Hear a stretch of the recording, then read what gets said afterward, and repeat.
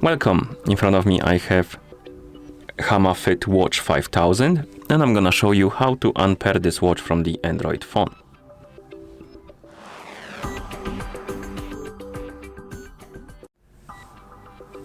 First thing we need to do is to open the Hamafit Move application on the phone that is paired with our watch.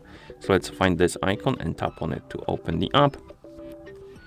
In the application you will need to tap on device icon right here, and you should see your Fit Watch 5000 on the device page. Now scroll down, I believe tap on more settings. Oh no, my bad, not here, it's here. So you need to tap on your watch, and here you have the delete device option.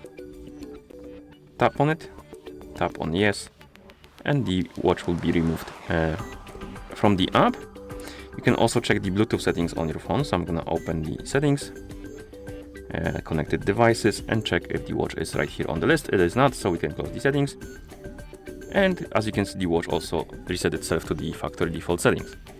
So once you see this, it means that the unpairing process is complete, and that's how you unpair this watch from the Android phone.